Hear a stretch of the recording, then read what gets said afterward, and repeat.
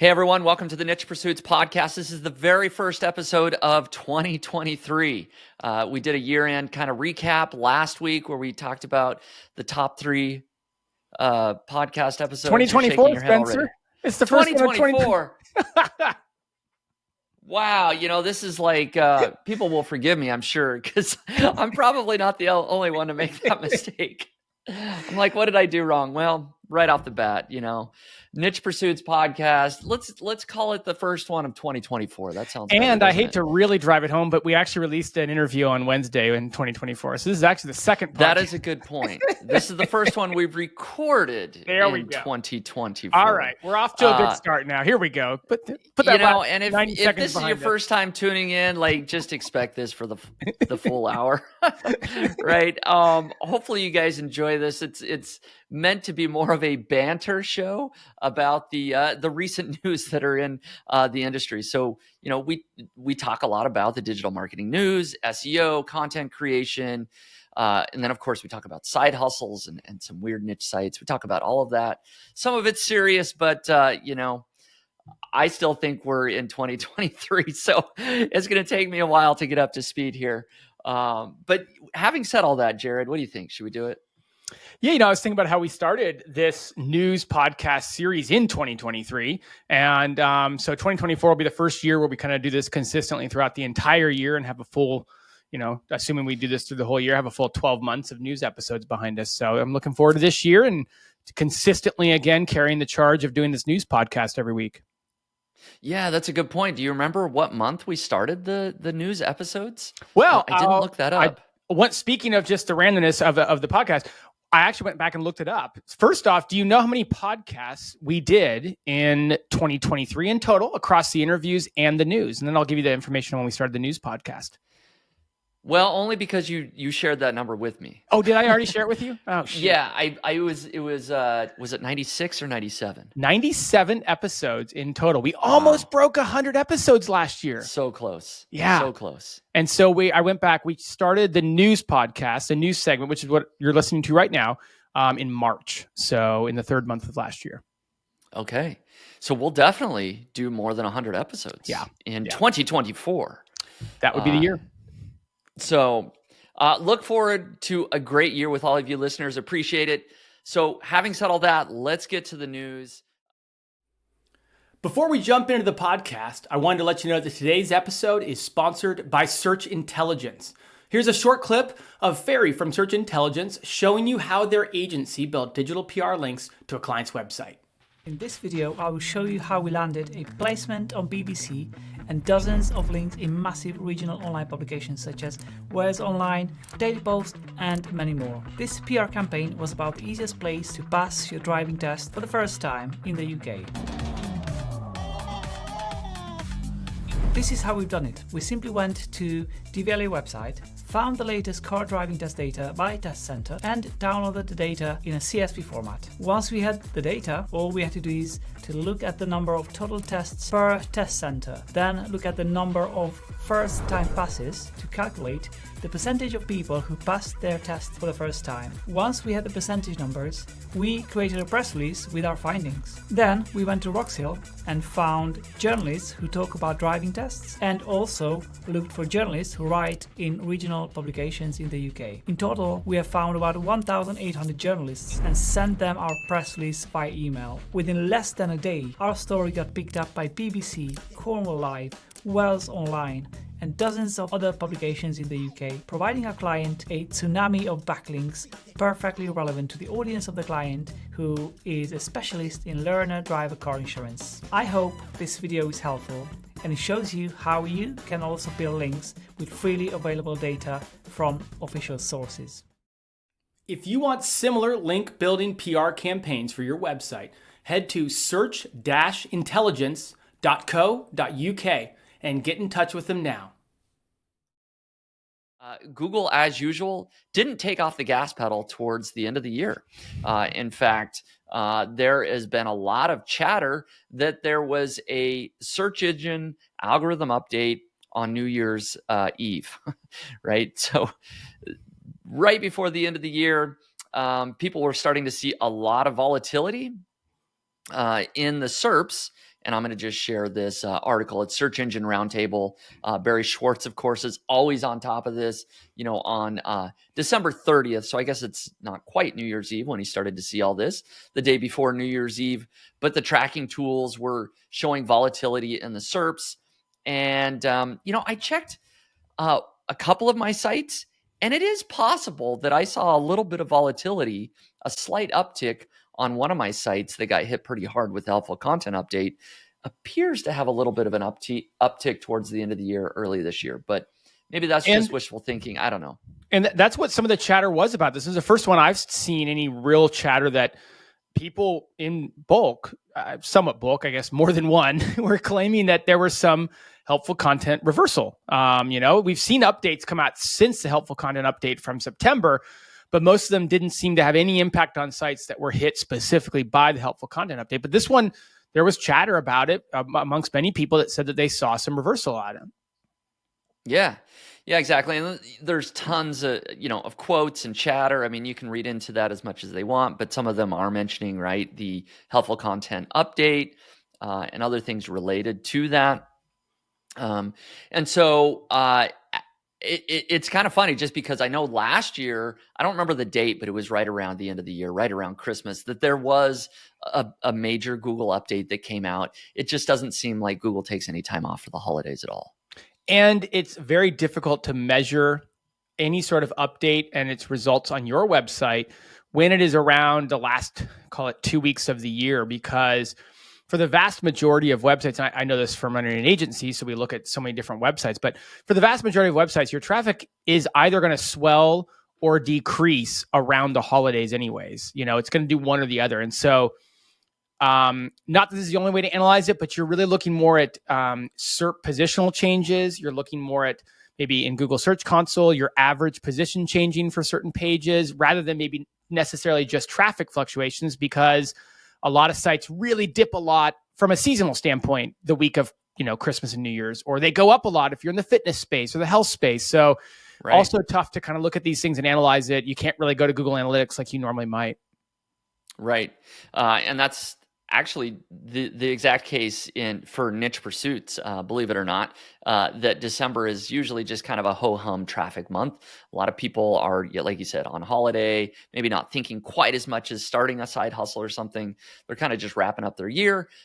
Whereas January, I'm already seeing the first few days of January, search volume is always much higher because it's a New Year's resolution. Hey, I want to start a side hustle this year, or I want to grow my business or my blog, and they're looking for those sorts of things. So traffic on niche pursuits is drastically different from the last 2 weeks of December to the first 2 weeks of January, just because of that search intent, that sort of search habit that people have. Yeah, we have a couple clients in the fitness space, and I'll tell you, the first 3 or 4 days have been, just as always, you're like, whoa, people care about exercising again. To be in fitness. Yeah, exactly right. So we'll continue to share what we see over the next couple of weeks. I'm sure, there will unfortunately or fortunately, be more updates from Google, probably even this month, or some sort of tweak that is to be made. And we will be sharing it right here on the podcast on this news episode. So the next big story that we have here is one that kind of happened, that started over the holidays a little bit. People may have heard about this. But the New York Times, sues OpenAI and Microsoft over AI use of copyrighted work. And I know a lot of examples have been shared of this, but the gist of the story is that millions of articles from the New York Times were used to train the OpenAI model, right? To change up that large language model.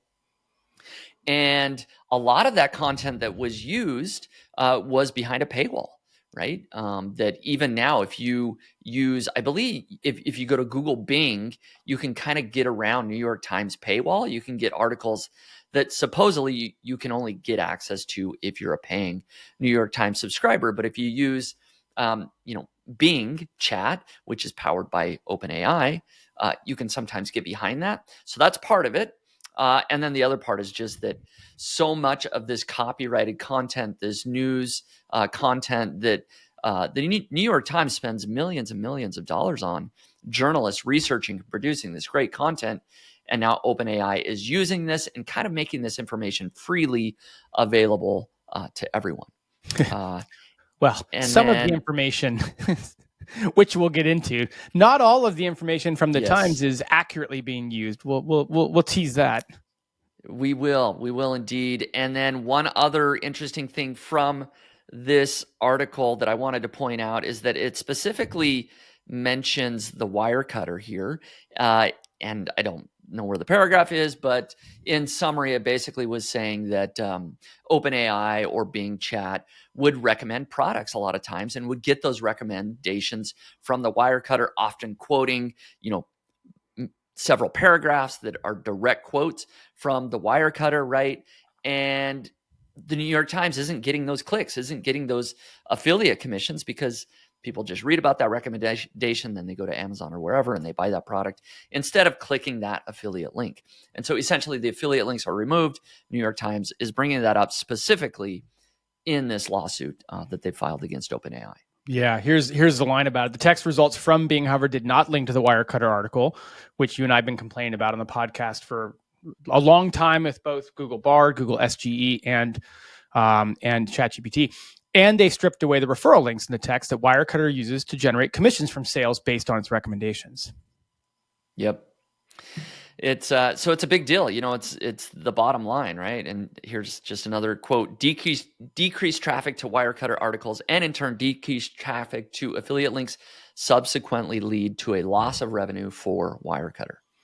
So and I love that kind of the heart of this deal or this lawsuit is like affiliate marketing, right? The New York Times is upset that they're losing revenue in multiple ways, but I love that the Wirecutter is kind of core to that as well. This story has a lot of layers to it. It says in this article that the Times approached the New York Times. I don't know why they call them the Times. Is that like I saw it a lot when is that just like, am I supposed to know that it's called the Times? But anyways, I've always called it the New York Times. Yeah, sure. Yeah. Okay. Learn something new here every day, right? New York Times approached Microsoft and OpenAI back in April. And I feel like that was pretty early days for all this. I know ChatGPT came out in November, but SGE didn't really come out until I think April or May, maybe March, April, May, somewhere in that time. So really that was kind of the early days of seeing what it was going to look like for AI to kind of rip our content away from us. And it looks like the Times immediately went to Microsoft about the concerns and possible resolutions, and it just didn't get anywhere. Which then in the article here, there's a quote that says that OpenAI has expressed surprise and disappointment over the lawsuit, while Microsoft declined to comment. So I don't know what there is to be surprised about when you've been in conversations about this since April. But this article does a good job of outlining the fact that this is, it's almost like when we have these landscape shifting types of events and we almost end up waiting for something like the U.S. Supreme Court to weigh in, or I'm not saying this case will go to the Supreme Court, but just we haven't seen a lawsuit about something related to AI to this magnitude. And this could be one, or maybe this will create a domino effect that could create precedent about how copyright law is adjudicated to be infringed upon, Right. And a lot of times when we use AI, we know that it's summarizing essentially, right? It's taking all this knowledge, right? We feel like it's going to this huge knowledge base that it's been trained on, and it's kind of summarizing a bunch of different pieces and providing that best answer for us. In some cases, that may be true, but really in this particular case, OpenAI or Bing Chat, I don't know where they got these examples from exactly, but is copying the answer directly. Like it's just flat out plagiarizing the answer. Like it's quoting verbatim a lot of this. And so I do want to share this screenshot as well. This is actually from the lawsuit. This is sort of in some of the supporting documents, the actual lawsuit. And you can see here in red, is output from GPT-4, and then the actual text from the New York Times. Everything in red is what was copied verbatim, word for word. So anything in black is the only difference in the text. If you look at these pages, it's just, it's 90%. is red or more. You're being This generous. is 99.95, percent in some cases, right? And of course, they pulled out the most egregious examples, I'm sure. But in several examples, it's several paragraphs, long paragraphs that's just straight copied from the New York Times. So they have a strong case here. And so it's going to be really interesting as it goes up the chain. If it's not settled here, how far up it goes. Oh, but Spencer, according to The Verge, we're the ones who are ruining the internet here. That's right. This is clearly helpful for the internet. This is clearly what the internet needs instead of us darn SEOs ruining the internet. That's right. We don't need the journalists or the bloggers to write the text. We need an AI to tell us what the journalist wrote, so that we can then read it. Exactly. It helps out a lot. I agree. So, related to this case, is some compensation, I guess. Yeah. That OpenAI has offered to publishers. Do you want to talk about this one? I just pulled up this article. Well, we've gotten ourselves into situations on this podcast where it's very clear that Spencer and I don't really understand the macroeconomics of billions and millions and large scale financing.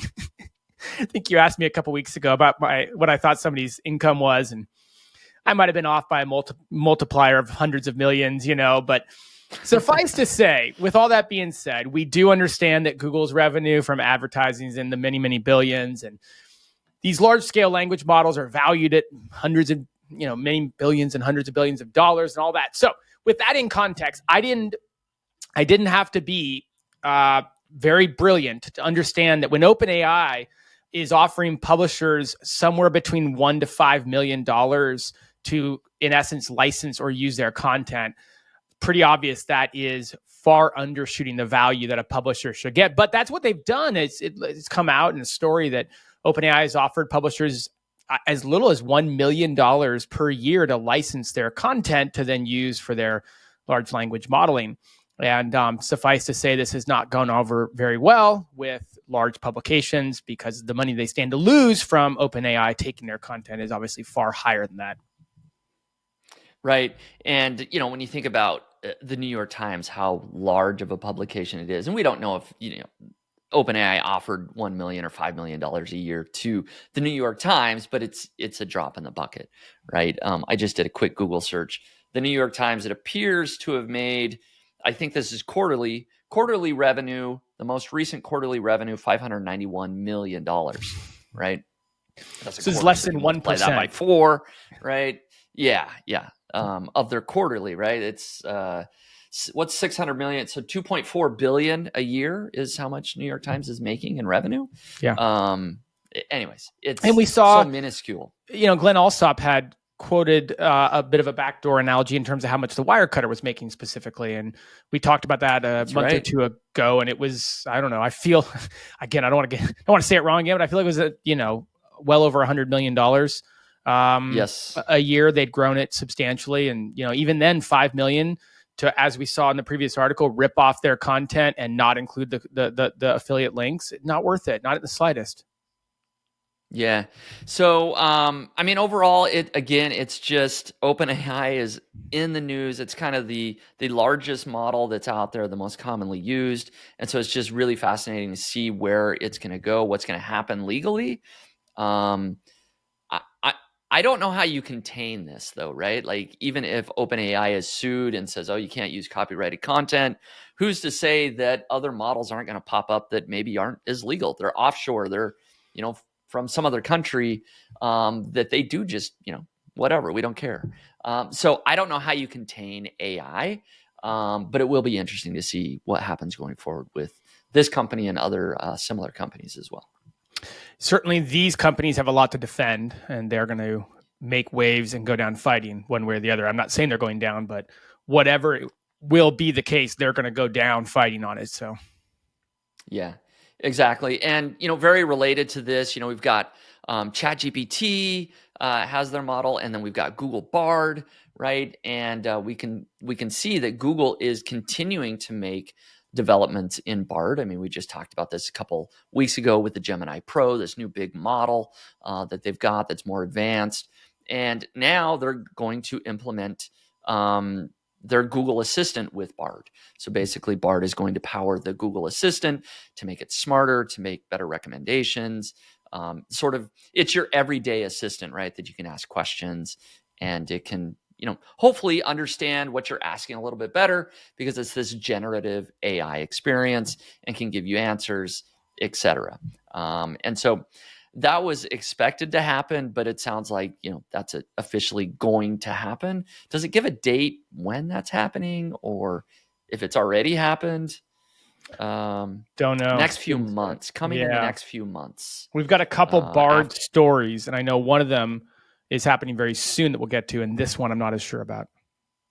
Yeah, it looks like this one is Assistant with Bard is coming in the next few months after Google tests it with limited number of trusted testers over those months. So in the coming months, I don't know how many people use Google Assistant or how that's going to impact us as publishers exactly, other than to say, hey, they're using this model with mobile devices. Google Assistant now is using it more and more frequently, and so if our content is being used for that, that could be good or bad. I don't know.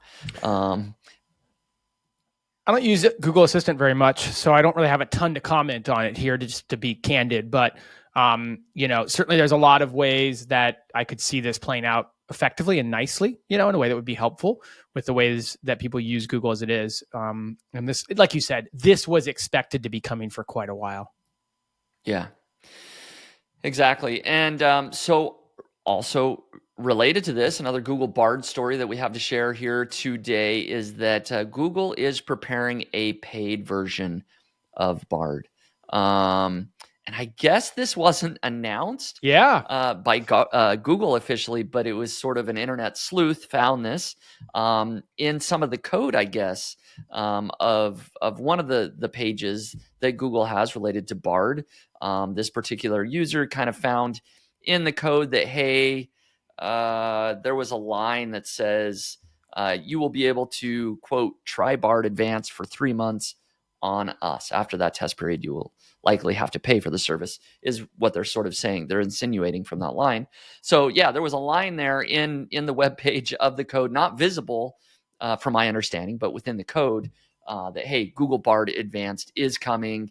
And because you're getting it free for 3 months, that must obviously mean that is a paid tool that is coming down the road. Yeah, it's a new service, Bard Advanced, and it's perceived it might be a part of Google One. Sometimes I know called OneDrive and these kinds of things. The link, the URL that is actually listed in the code apparently is a one.google.com link with the Bard Advanced basically. So yeah, how fun is that it's in the code, and that's kind of how it was discovered. It's embedded in there. Yeah, and so I would assume it's kind of a direct competitor to ChatGPT Plus, right? Yeah. Google probably sees that, hey, ChatGPT, I don't remember what the revenue is making $20 billion a year. That's a nice little pie that maybe we can take a big slice of. So let's release our Google Bard Advanced model, and that can be a new revenue stream for them. So that appears what it'd be. Hey, Google's going to be this direct competitor of OpenAI. Yeah. And again, this is perceived to be coming up very soon because it's already in the code. And, we've talked about it. Like we've talked about more from an SGE standpoint and what Google's going to do about ads as it related to SGE. But certainly Bard's the same kind of part and parcel topic, right? Like Google's an ad platform. That's how they make their money. Like, yes, they're a search engine, but they monetize that search engine with ads. And so Bard we always had this question mark, like how they're going to work ads in. This isn't working ads in, but this is a monetization path for them. Yeah, for sure. So, probably a smart move on Google's part. There's clearly the market has been proven that people are willing to pay X number of dollars, $20 a month is what ChatGPT Plus is, right? And so they are probably going to price it similarly, maybe slightly less. I don't know. And they know that there's a market out there. So we'll see what happens. We'll see if it's any good. And we'll probably do some comparisons. We've done a few of those here on the podcast in the past. So maybe we'll see if the pro version of Google Bard knows who the host of the Niche Pursuits podcast is or not. The difference that Google has is that they can bundle this with a lot of other options they have, whereas ChatGPT doesn't really have any other products that they can bundle it with, So, almost like, yes, bundle it with OneDrive or bundle it with some of their premium stuff. Use it, maybe even, and again, I don't know if this is what they're doing. We don't know, but maybe using it as like a loss leader to drive subscriptions for other services they have, or to bundle and drive subscriptions for bigger, higher price services they have. So I'm intrigued. I'm not as sure they'll do it for $20 a month. I think they could do it for $20 a month, or they might do it as, a bundling, try to get people onto some of their other products as well. Like maybe 500 gigs of Google Drive space plus Bard Premium or whatever advanced. I don't know. We'll have to see. Yeah, we'll see. I'm sure they'll come up with an interesting approach, pricing model, marketing campaign. So we will keep everybody posted right here on the podcast for sure. Okay, I think that covers the news for this week. I hope you're enjoying the podcast so far. Just wanted to take a short break and remind you that today's episode is sponsored by Search Intelligence. I've got a short clip from Ferry at Search Intelligence showing you how their agency built digital PR links to a client's website. What a masterpiece PR link building campaign. With 20 links in big publications such as The Sun, Express, Mirror, Wales Online, and still landing, I would say this campaign is a massive success. We told the press that people should turn on their heating this summer if they want to save money next winter. And we landed over 20 links in national and regional UK publications for our boiler client. That's crazy. The campaign hook was pretty clever. It is a known fact, at least in the boiler trade, that if you keep your boiler off for many months, it might rust and it might get you into trouble if you keep it turned off from spring to next winter. We therefore advise the press, with an expert commentary piece, on behalf of our boiler client, that people should turn on their boilers this summer just when the heat wave is in full swing. This way they can avoid a boiler failure next winter and save money. Massive publications picked up our story, including The Sun, Express, Mirror, Wales Online, and a few more dozen publications, giving our client links, lots of links, and lots of happiness hormones. No wonder that so many journalists covered our story, as this headline is a massive link magnet to their audience. This case study highlights the fact that a clever hook can be applied to any insight or story to make a campaign more successful and more compelling to journalists. Can you imagine when people see this headline in the news, "You should turn on your boiler this summer"? There's no way they would not click on it. I would click on it. So this was the hook, and this is why this campaign was so successful. I hope this video inspires and shows you what's possible with a clever hook. Are you looking for similar link building PR campaigns for your website? If so, just go to search-intelligence.co.uk and get in touch with them today. So what that means now is that we're going to jump into our shiny object shenanigans. These are our side hustle projects, that things we've been working on, things that we're excited about that maybe aren't the core of our business, of course, but we're still putting a little bit of time testing out the model, that sort of thing. And I know both of us are going to report once again on the Amazon Influencer Program. It just feels like it's the appropriate thing to do. The year just ended. And so we have, for me, I have essentially a year worth of data. I know 2023 was also your first year of doing it, although you started May or June. And so we can talk about that. Here's our first calendar year of doing this, and here's some results. And so I'm going to do just that with mine. And I recently tweeted about this. I kind of shared my results for December. I had an amazing December. Christmas season, of course, is really good. Lots of people buying. And we talked about this previously on the podcast, right? Some of the gift ideas that we had done videos on, those are what really made up the bulk of this. And so on the screen now, I'm sharing my screenshot for December of 2023 of the full month. So the amount of commissions that I made from the Amazon Influencer Program was $6,179, which is amazing. The graph tells a really interesting story. Just looking at it, you can see the clicks and earnings just were up and to the right through about the 16th of the month. And of course, people started buying less and less as Christmas approached, quicker and quicker. They didn't have enough time to get that product shipped to their door. And so the number of clicks and earnings dropped, drastically. It peaked at just over $500 a day for a couple of days. And then by the 19th and 20th, I don't know what that number is, but I was down, back down to maybe $100 a day. And then after that, pretty much through the end of the month, it's definitely been less than $100 a day.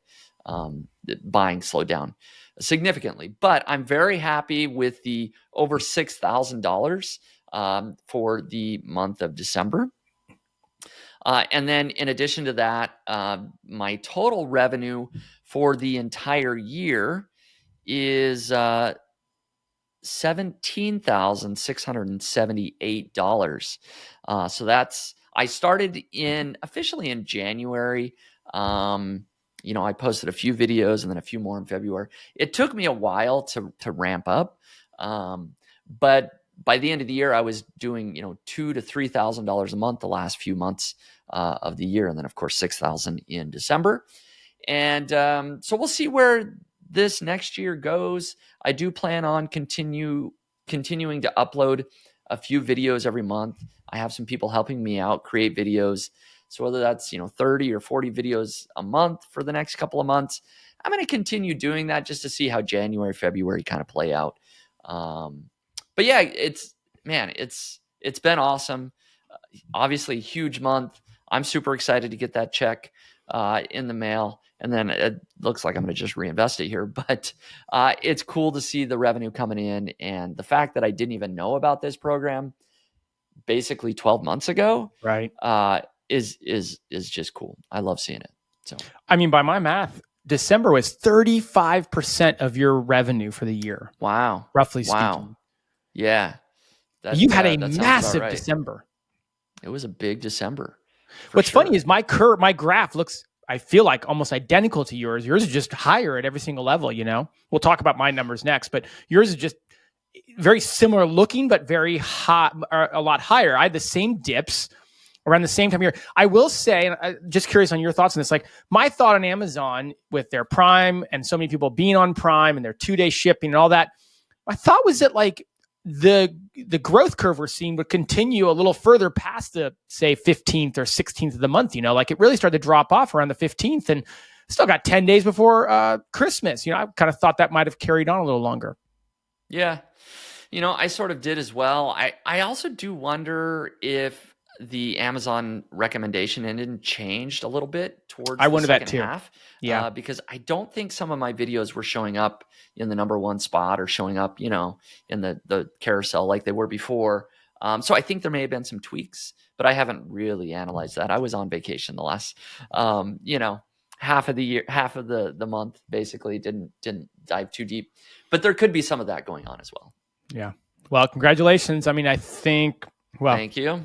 Let me ask you, with these numbers officially, you've kind of teased it in previous episodes, but plans for 2024. Remember, Spencer, it is 2024 now. Plans for Influencer for 2024. Anything now that you've got, Q4 in the books, it's done and dusted. Given that December alone was 35% of your revenue, you have to be pretty excited about Q4's results. Like, what does that look like then for 2024 for you? Are you going to change the way you do things? Carry on? Last I checked, I think you were right at around 1,000 videos. You can do another 1,000 this year, I am going to continue. I don't know if I'll do another 1,000 videos. Right now, I don't plan to, right? I don't plan to do, that's almost 100 videos a month. Probably not. I think I'm going to kind of settle in the, 25, 30, 40 videos a month for the next couple of months and kind of just monitor it, right? If I start having $3,000, $4,000, $5,000 months, right, that would spur on the investment. But if it kind of settles back into like, okay, $1,500 or $2,000, it's like, is it really worth it to do more than a handful of videos every month? I hear you. I hear you. Yeah. Yeah. I can see all that logic there. I mean, it's also hard, especially with yours, like with 35% of your revenue coming in 1 month. It's hard to wonder, like, well, is that going to be how it is next year? Because a lot of my revenue is based on, in this past year, December performing so well. So, it's hard to. Yeah, and the one other thing I do wonder about is just what is the shelf life of all of these videos? Right. My videos that did great this Christmas, are any of them going to be shown next Christmas, or do I really have to record another 1,000 videos to have a Christmas or a year that's roughly the same as this year? I don't know that answer, and so that's why I kind of want to play it a little bit more cautious in the first quarter here. Just kind of see, okay, do all of my videos fall off? Do they all stay on? What does the math look like there? So, and we talk about this when it comes to different niches you pick for a website. Like if you're going to pick a niche in the tech space, you have to know that you're going to be updating content and having to do new product reviews much more frequently, because the tech space changes so much more rapidly than maybe if you picked, more kind of stable environment, right? And so if you've reviewed a lot of, say, tech products, that could affect the volatility of your results going forward on those videos versus if you, filmed a lot of underwater basket weaving products, for example. Yeah, the one or two products that are out there, I'm sure, for underwater basket weaving. But yeah, agreed. If you're in sort of a evergreen niche for a niche website that works well, even if the videos are all evergreen for Amazon Influencer, it's just I don't know how their algorithm really works, right? Do they place newer videos higher up? I would say that's probably some weight to that, but I don't know how much. Yep. So we'll see. Well, Jared, what about you? Man, I feel like you and I were mirroring each other in so many ways, but December was just such a weird, different direction for us. My numbers for December were pleasant. They were good, but mine were lower than November. November I made about $4,200 a month that month, which was nice. I think in October, if memory serves me correct, I was at about $1,700. So it was almost a tripling, probably 2.5 times. And so December was out of the gate really strong, but had the same tapering off effect that yours did. I finished the month at $4,026. And so another very just over good 4,000. Mm-hmm. Yeah. So I did stay above that $4,000 number, which I was kind of hinting like I thought it was going to be close given the trail off and just doing some guessing. So ended up just above 4,000, which is good. It's funny if you add up our November plus December's, we're almost dead even. And so your November was a lot lower than my November. Mm-hmm. Your December was a lot higher than my December. So interesting. I don't know why. I don't know. My Black Friday did better than yours. Your December did way better than me. So fascinating to have almost two different case studies happening live for the audience to kind of hear about. There's many different ways to make that money. Now, I did finish the year at about $18,780. So I did stay above you for the yearly total by about $1,000. And I did start at the end of May. So certainly, I guess I got off the ground quicker or something. I did do a lot of videos out of the gate where I think you talked about how you didn't do many out of the gate. That might be the big difference there. Yeah. So kudos to you. You ended up with a higher revenue for the year. And you did a lot quicker. Yeah. And 6 months versus 12 almost. So if anything, maybe one of the things you could pull out from, again, just two guys, so I wouldn't take this to the bank, but maybe if you do get on the Amazon influencer account, maybe one thing to learn is go heavy in the beginning if you can, get a lot of videos out there. Maybe that helps your account get seasoned. We're guessing, very much guessing, but those are the only extrapolations I can get from maybe our two little use cases. And then I think we're about neck and neck. Do you know how many videos you have? I finally found my total. It didn't reappear, but I found a way to count. So I'm at 1,031. So I did finish the year with 1,031 videos, and we both broke 1,000. I know that was kind of a little goal we had, a little tease we had going back and forth, but we both did hit that goal of 1,000 videos. Yep. I don't have my number right in front of me. It's okay. Let's see if 1,042. I'm still stuck at my 1,042. That's where I was before. It looks like we didn't do anything over Christmas break, so you can be forgiven for that. So yeah, So I think Amazon Influencer was one of the side kind of hustles I started throughout the year. It's kind of nice to tie a bow on that. And then the other was Weekend Growth, which hasn't gotten talked about as much in the last couple of months because certainly, Amazon Influencer is just ripe for talking about during Q4. But, I just started Weekend Growth in the email newsletter in March. Started the YouTube channel in April. So it's just like our news podcast. It's pretty darn new. But finished the year with just under 4,500 subscribers. So not a bad first year. I don't know. I didn't really have a number in mind. I wanted to get to 1,000 in the first 3 months, but beyond that, I just was didn't really have a number beyond that. And, I won't say that I was tracking the revenue generated from Weekend Growth very closely. It is a line item that our bookkeeper reports on. Because mainly I kind of thought of it more as a side hustle, something that would contribute to the agency, would contribute in a lot of other areas. But I'll say that looking at the revenue numbers that came back for the year, it was noticeable, and so, I know you're not all into this newsletter thing, Spencer. You're kind of hating on it lately on Twitter, but I think the newsletter thing, I think there's something there for listeners that's an opportunity for people. A real business model there, right? Could be this newfangled thing. This newfangled thing called a newsletter. Yeah, is fascinating. People should really look into that. I tweeted just today, right before this podcast, that I just sort of like, why do people think newsletters are new? And I sort of went on this thing of like, AWeber was an email service provider. It created in 1998. And even before the internet existed, people were publishing newsletters. Why is it the hot new thing? I don't know. But kudos to you, Jared, for jumping on this jumping on the bandwagon of newsletters on the internet. Well, to be fair, I've been building businesses on the back of email for over a decade as well. So you did know what it was. Yeah, okay. My last company, I think we sent over 2 million emails a year in our heyday. All right. Okay. All right. I do think that, I think it is making a resurgence in popularity. I wouldn't say it's new, but it's certainly resurging in popularity. Yeah. No, I agree. There's been some popular tools, and things that make it a little bit easier for the non-tech savvy and that sort of thing that maybe make it feel more approachable to do. So having said that, I do want to ask about your Weekend Growth. I know your revenue was a little bit better than you perhaps expected. Are you willing to share like where that came from? Was that sponsorships of the revenue? Do you include like was there any YouTube revenue, or was it? I know you had your own product that you sold, the template, the checklist, I think. Just curious, what was sort of the big revenue driver there? Well, you're lucky because I just got my books back for the year from my bookkeeper. So I do actually have it right here.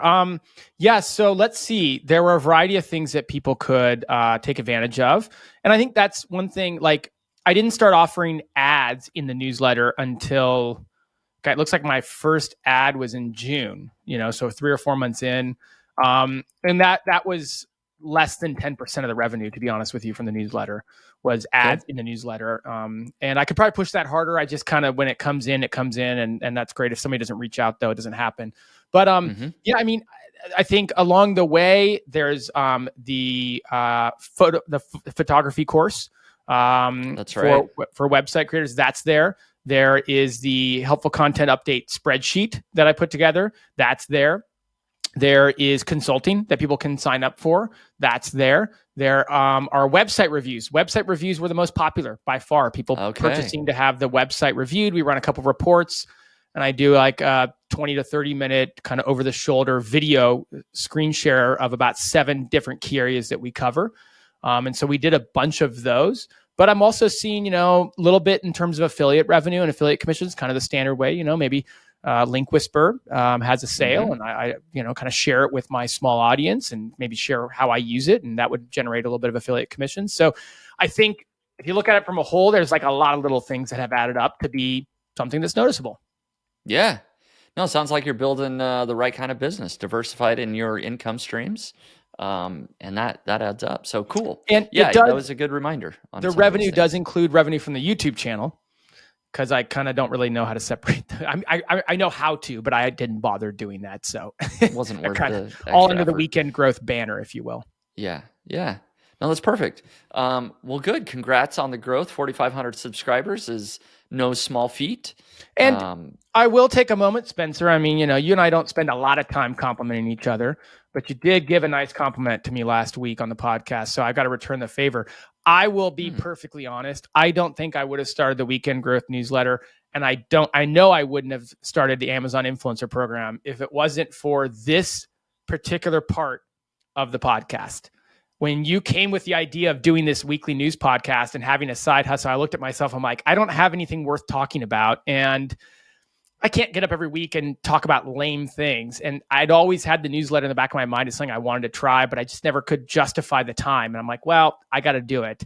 And then obviously by May or June, I was interested in, you keep talking about the Amazon Influencer Program. So these side hustles ended up being a really good chunk of side income. I mean, noticeable side income. We talked about the 18 plus, almost $19,000 from influencer, and then another revenue stream here in the newsletter and stuff. And so, this has been obviously started for the podcast to talk about, but man, it's been fun and it's been really productive.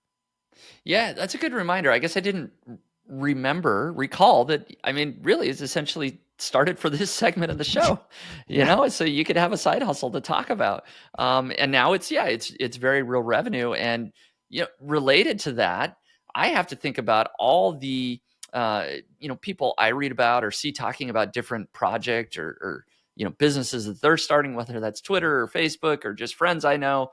I talk to people at a conference, right, through a network, and they're like, I'm doing this interesting thing. We have Kurt Schmidt on the podcast. He's like, I'm doing this Google Discover thing. And it's like, oh, I want to do that, right?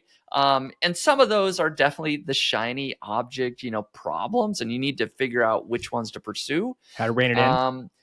And rein it in. But there can definitely be one or two things that I know for sure there's been one or two things in my business that have turned out to be huge things that have changed the whole trajectory of my career in a way, whether that's starting software products. I ran an e-commerce product for a little while, and other traffic and revenue sources. And so as much as, we have this segment and we kind of just, hey, here's our little thing that we're doing. It is fun. It's hopefully motivational for people as they listen in, whether it influences their business directly. It certainly is helping the both of us to talk back and forth about our side projects. And I'm sure since I had, two projects go decently well, I'll have a nice large flop this year. Just have to figure out what that flop's going to be, just law of averages. That's exactly right. Because not all of these go well, and that's part of the game. Yep, and I love talking about those too, just as much. Right. Yeah. There's no magic bullet when it comes to running an online business. Like you're not going to bat 1,000%. So, yeah. Well, I have some ideas for things to try in 2024, probably more add-ons to Weekend Growth. And, obviously we'll keep talking about the influencer program and all those things. But, I'm excited to continue to try to grow what's already been started and perhaps, try another side hustle as well this year. So. Awesome. That sounds good. I will have mine as well. Just like with the weird niches, we're always looking for ideas to try. So if you have a new side hustle that, and again, it doesn't have to be new. Don't worry. Spencer won't attack you in the comments. He's gotten his newsletter rant out, but any side hustle idea you're thinking about starting in 2024, let us know in the comments, and we're always looking for some new ideas to try out. At this point last year, I hadn't heard of the Amazon Influencer Program, for example. So yeah. No, that's a good point. Yeah, we're truly, hopefully building kind of a network here where we can chat, whether it's here on the podcast or just with whatever group we're in, share ideas, and maybe one will percolate up to the top that we'll try out. So very good. So our final segment of the show here is weird niche sites, and we hopefully will not disappoint you today. We have both found a weird niche site, and I'm up first here, it looks like. And so I'll just go ahead and jump right into what I've got to share. I don't know that we've shared this type of site exactly, but we have shared similar sites in terms of it's a site that sort of provides data, if you will. And so my site is online-stopwatch.com. You got to have the dash there. So online-stopwatch.com. and it's exactly what it sounds like. It's just a free stopwatch that you can use, either a countdown timer or a stopwatch. You just click it and it goes, right? And that's pretty much it. But it's totally free to use. You can use a full screen countdown timer, right? I can put in, let's see, 10 minutes and start that. They're right? sticking with the UI as a tertiary option. That's right. It's an afterthought. Just get it to work, and MVP for the win. MVP, and just stick with it. Super full screen. I don't know what that is. Here's a little. So we're in super full screen now. Now, this has got to be the most accurate stopwatch I've ever seen, because you've got seconds and minutes and hours. But if you look in the smaller text there, is that like millionth of seconds? Yeah, milliseconds. If I pause it, we can get the exact, right? I mean, that's down to 5 decimal places in the second, anyways, in the millisecond range. Yeah, so I mean, quality for sure. But not surprising that this is an ad-based business. I mean, ads are everywhere. I can see 4 or 5 sort of large ads, ad units, right here on the one screen. And then what I did find interesting is that they've got this beautiful, colorful button here that has an ad here in between before you get there. But you can pay for premium. You can get a premium stopwatch and pay $24 a year, or group access, which is 30 premium accounts for just $96 a year. And so if you look at some of the features, I do find it interesting that, they have this column for free and premium, and almost all the features are also, included, right? You get all the free timers and tools, the great free features, but no ads is a big one. And a few other things, if people really want to do that, you can add your own logo, you can save and edit, add titles, have your own page, right? I have no idea. I have to imagine it's not a lot of people opt for the annual plan, but it sounds like probably a lot of teachers are using this. Yeah. I mean, there's a lot of things for classroom timers, so you can get just things that look more animated, right? You got this egg timer, right? Full screen. Let's see what that looks like. And there you go. I got to hit start, and then it's got the sand falling through the hourglass timer here. Oh, I think we're missing on the screen here. Oh, I'm not sharing that one. Sorry about that. That's okay. Oh, there it is. Yeah. Oh, yeah. Now we're, so they've got a couple of different animated options, things that are probably exciting for first graders or second graders that you can use. But so, Spencer, no joke. My second grader got that exact egg timer for Christmas, and she's so stoked on it. Is that an actual physical one? She got an actual physical one. She really wanted it for brushing her teeth, and it looks it's even yellow just like that. It's hilarious that you brought it up like a first or second grader. That's right. They don't have to use their app. They can use the physical timer. And it's a good point, because when I first saw this, my first thought was, okay, seriously, this is one of those sites that made a lot of sense until the iPhone came out, and then we all have a timer on our iPhone.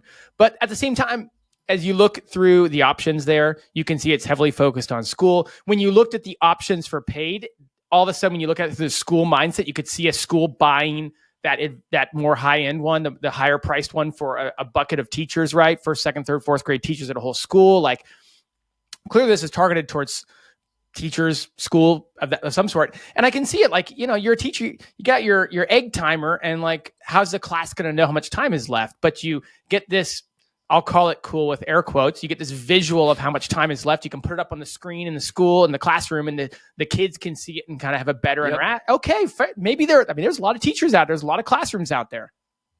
And I use, I don't know if I have used this website. Maybe I have, but I use timers all the time when I'm testing out. If I'm going to record a video or something and I only want it to be a minute, right? I kind of time my script or something like that. I practice a lot of things, timing all the time. I'll pop into a website and click go. So I've even used these websites.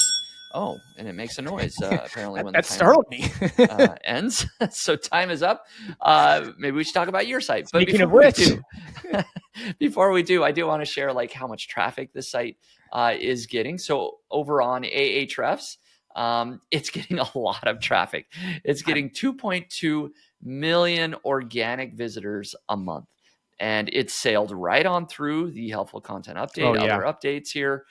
It's done phenomenal. I mean, it's in the past year, it looks like traffic is almost doubled. And so it's doing very well, and it ranks for probably exactly what you think it's ranking for, online stopwatch, online timer, classroom timer, countdown timer, 10-minute timer, stopwatch timer, etc. All these timer, stopwatch related keywords. And then overall, I will just show SimilarWeb here. It looks like it's getting about 4.2 million visitors per month. Per month is what it shows according to SimilarWeb.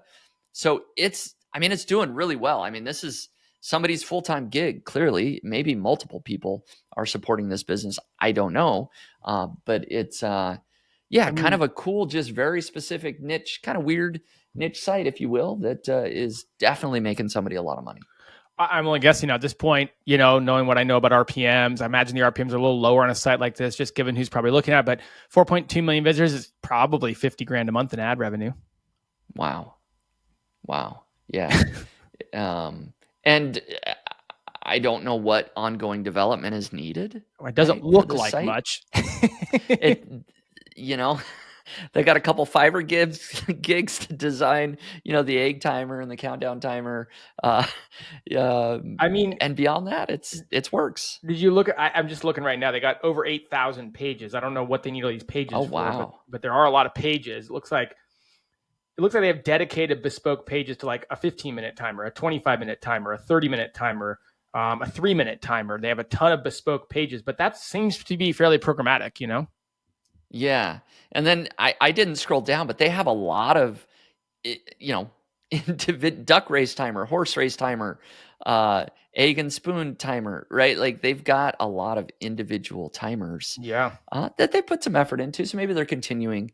They also have, a lot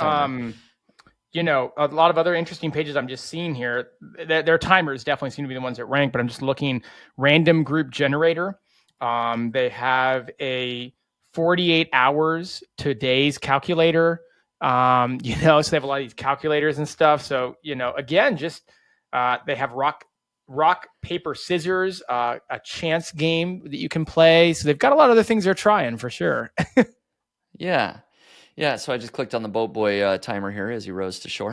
Anyways, so that's it. Maybe we'll end it there, Jared. We'll let you share your weird niche site, but this one's kind of cool. Well, my weird niche site is interesting. I think a lot of people who are in the niche website space will find this one fun to talk about. I don't know if you're going to get a lot out of it necessarily, but I think it's fun to talk about. And the website that we're talking about today is nationaltoday.com. I think at first, there we go, got the screen. At first glance, it's certainly grown over the years to be a bunch of different things, but it's featuring the holidays. So I think we're all like familiar with like every day nowadays is a holiday of some sort, right? Mm-hmm. And here's today's holidays in the right-hand column. Right? There we go. So it's Day. Dimple Chad Day. Apparently there's national days for different names. There's National Rachel Day, National Clara Day. Today's National Spaghetti Day. I'll have to tell my family about that. We got some spaghetti lovers over here. So it's kind of playing on the fact that there's no shortage of holidays. It's before we get into all the things that it ranks for and that it's a DR81. So wow. I know if you're a niche website and you're like, that's not something I can relate to. It ranks for 1.4 million keywords. It gets 4.4 million organic traffic according to Ahrefs. It doesn't appear that it got hit by the helpful content update, but by one of the core updates, maybe the August one, might have gotten backslid into that helpful content update as well. And so I started kind of saying like, okay, well, I wonder what's going on here. I mean, there's over 12,000 pages. They tripled that page count in 2022. And I think we can kind of see a little bit more about what happened here. Their rankings are for like the number one for what holiday is it today? That's over 300,000 monthly searches. But in 2022, they tripled the number of pages. And Spencer, if you go back to the homepage and scroll down a little, I think you'll see something that we see a lot in the affiliate marketing world. And so scroll down there. And if you scroll down, you'll start seeing some reviews, pretty random articles. Gifts.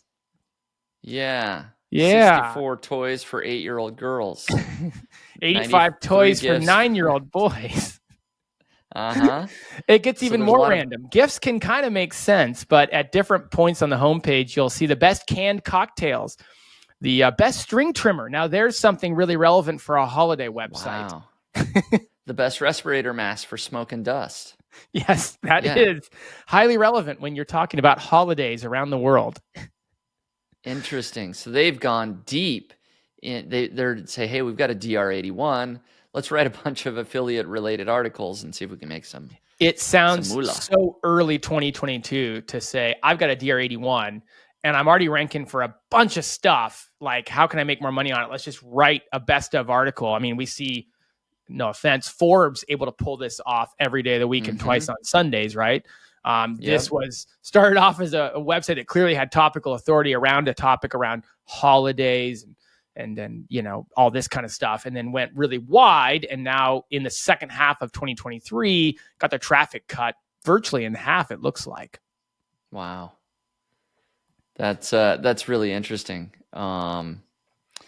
It's like, I really like the idea of the site itself, right? All of today's holidays and, fun facts about today or whatever, and just national holidays in general. But yeah, it feels like they are starting to spread themselves a little bit thin, going after all these unrelated keywords.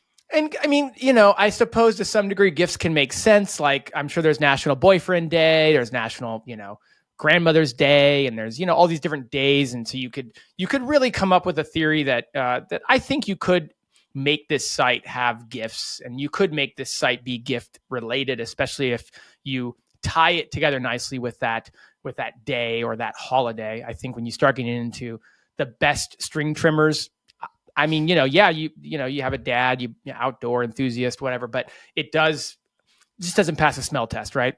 Yeah. Yep. I agree.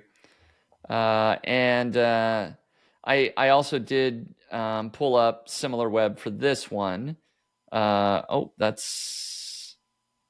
think that's the wrong website. That's the stopwatch one here. For this one, nationaltoday.com. Looks like it's about 3.6 million visitors a month. So clearly still doing really well. Clearly still doing so well, right? Like Ahrefs had it at 4.4 million, SimilarWeb 3.8, 3.6. I mean, still obviously with ads, they are getting affiliate commissions from some of their content. It does look like the majority of the traffic is going to more like it's donut day, not best string trimmers, but they still are going to make some affiliate income, and then obviously the ad income. So they're definitely monetized pretty well. Yep. Cool website. That's a good find. Nationaltoday.com. I hadn't heard of that one. So good site, good find. I feel like, we took a week off from the weird niches, and I had to kind of dust my investigatory skills off. But as always, we really appreciate the listener contributions, and we will continue to appreciate that into 2024 and beyond. That's right. If you got a weird niche site for us, reach out to one of us. You can pick either of us, and just let us know what you find. We'd love to share it on the podcast. If it's your site, we'll read it out and we'll analyze it a little bit, just like we did. So there you have it. I've learned that we are now in the year 2024, and we have just finished our first podcast episode of 2024, the one we recorded at least. Correct. And so thank you so much for tuning in, everybody, and listening into This Week in Niche Pursuits News. It's been a pleasure to kick off the year with all of you listening. And thank you, Jared, of course, for joining me. It's been a pleasure. Have a great weekend, everyone. We'll see you back here next Friday. Today's episode is sponsored by Search Intelligence. Here's a short clip of Ferry from Search Intelligence showing you how their agency built digital PR links to a client's website.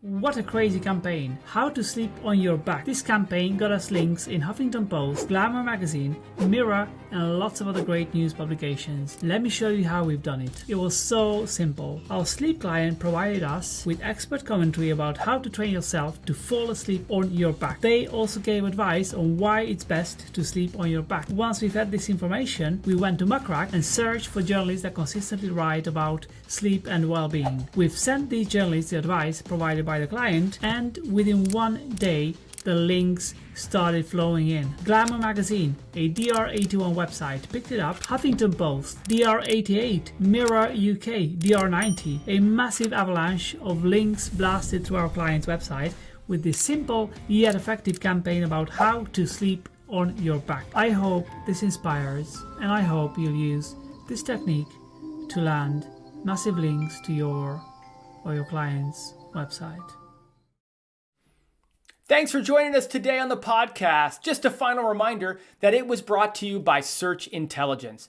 And if you're looking for link building PR campaigns for your website, just head over to search-intelligence.co.uk and get in touch with them today. Cheers.